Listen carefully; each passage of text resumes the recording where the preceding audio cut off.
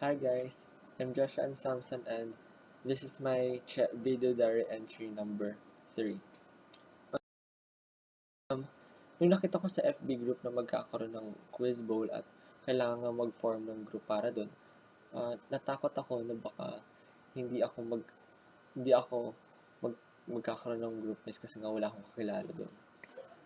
Pinoblema ko yun hanggang sa malapit na yung mismong day ng quiz bowl.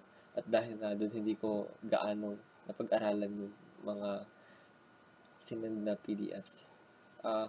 Yung mismong quiz bowl na hindi ko na alam kung anong gagawin ko kasi nga wala akong kakilala tapos konti lang yung alam ko. Pero buti na lang, may nag-ampon sa akin kahit hindi ko sila kilala. Akala ko yung quiz bowls, seryosong quiz. Yung parang tipong national level tournament na may sobrang hirap na mga questions tapos sobrang nakakakaba. Pero kablik lang pala yung nangyari. Hindi pala siya ganun. Ang saya kasi nung naging quiz bowl namin as in buong class talaga yung nagtatawanan. Tapos may nakilala pa akong mga bagong friends sa mga groupmates ko. Tapos marami rin akong natutunan dahil sa quiz bowl na to. At isa nga dun sa tumatak ay yung Chemical Engineers Week. Na-amaze ako kasi may ganun pala, may Chemical Engineers Week pala. Tapos isa dun sa tumatak sa akin ay yung ginagawa nila tuwing Chemical Engineers Week. Yung magpaparade sila sa isang city. Inisip ko nga na baka habang nagpaparade sila naka-lab gown pa sila. Una na yung SHED Memorandum Order Number 23 Series of 2008. Nalaman ko dito na napakalawak pala talaga ng sakop ng chemical engineering. Dahil na rin siguro sa dami ng subjects na kailangang aralin dito.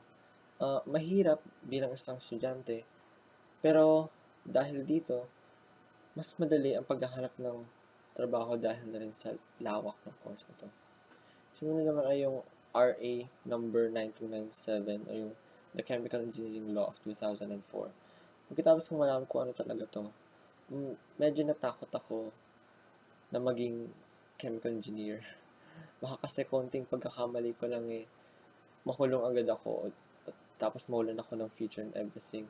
Pero naisip ko na bilang estudyante, obligasyon ko na mag-aral ng mabuti para hindi ko magawa yung mga pagkakamali kinatatakutan ko na pwedeng ikapahamak na hindi lang ng sarili ko kundi na rin ng iba pa.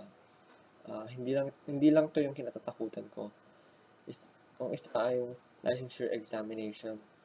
Hindi ko alam kung kakayanin ko ang mag-exam ng 3 araw at hindi ko rin alam kung paano ko aaralin ang lahat-lahat. Pero tulad ng lahat ng nangangarap ng mga estudyante, umaasa akong maipapasa ko yun. Sumunod naman ay yung PICHE o yung Philippine Institute of Chemical Engineers. Ito ay isang accredited professional organization na kung saan nagsasama-sama ang lahat ng mga chemical engineers sa buong Pilipinas. Isa ito sa mga nagustuhan ko kung sakaling magiging chemical engineer man ako kasi nga pupunta sila sa iba't ibang lugar sa Pilipinas para makipagkita sa mga iba pang chemical engineers. At syempre, pagkatapos nito habang nandun pa sila, magbabakasyon sila. Bakasyon sa nakaka-stress na buhay ng chemical engineers. Dahil dito sa mga nalaman kong to, inisip ko na kapag naging chemical engineer na siguro ako, siguradong ang bawat araw ko ay magiging exciting at kaabang-abang.